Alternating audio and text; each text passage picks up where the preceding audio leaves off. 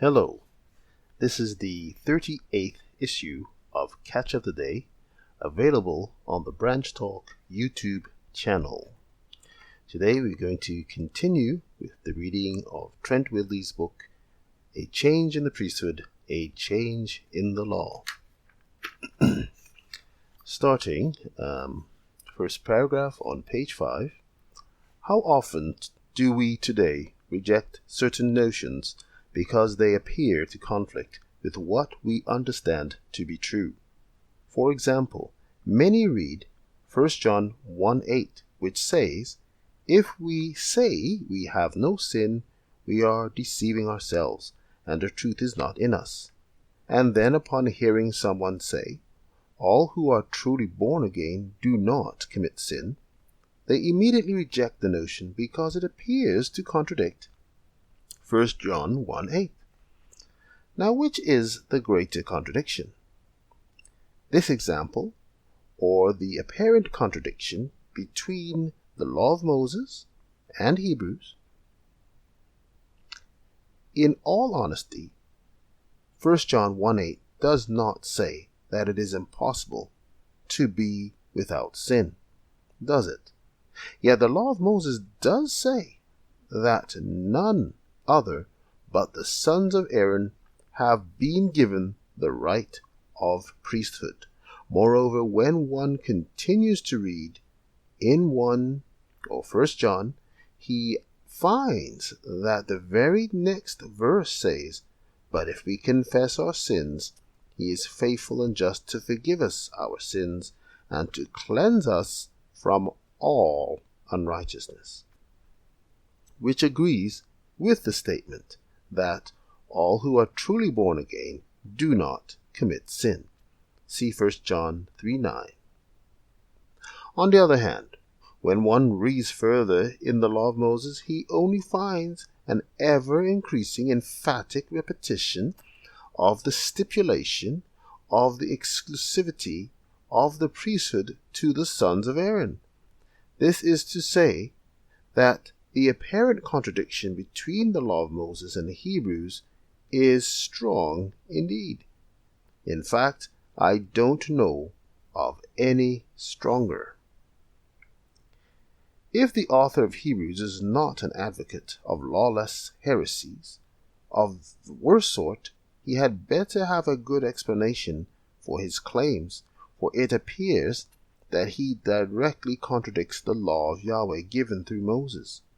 If he successfully clears the apparent contradiction so as to show that it is not really a contradiction, then that should teach us the lesson that we should not immediately reject an idea because it seems to contradict something we believe to be truth. In fact, all who accept Hebrews in spite of this glaring apparent contradiction for the sake of consistency must be extremely cautious not to reject other claims because of apparent contradictions. Likewise, if one rejects new ideas because they seem to contradict his current ideas, he must, for the sake of consistency, also reject Hebrews for its apparent contradiction, which is likely more seemingly insurmountable than most other contradictions one might come across. One may wonder, since the apparent contradiction between the Law of Moses and Hebrews seems to be so blatant that there does not appear to be any way around it, why even consider that Hebrews could be teaching the truth? Why even give it a hearing?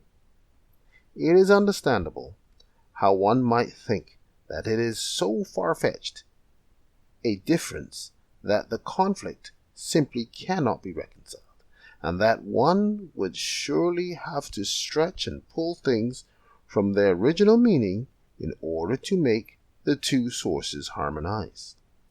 That said, we all know that something which appears to be a contradiction is not always a true contradiction. This in itself should cause us to be cautious. In truth, all of us hold to ideas which seem to others to contradict certain facts, and when someone rashly denies our idea because of the seeming contradiction, we recognize that they fail to judge things on their own merits and understand things for what they are, but instead they jump to conclusions in a careless manner. If we employ logic and sound reasoning rather than being ruled by our emotions, we will certainly be more calm and reflective and willing to consider things from other perspectives. Thus the proverb says, "The one who answers a matter before he listens, that is his folly and his shame." Proverbs 18, verse 13.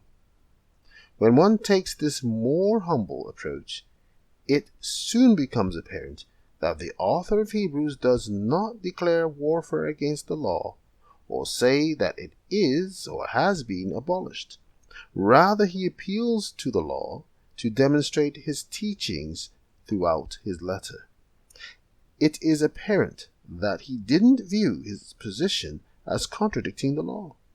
We should then be willing to give him a chance to explain himself, just as much as we would desire a chance to explain ourselves when confronted by another who believes that our views contradict the plain truth. Let us then consider his explanation.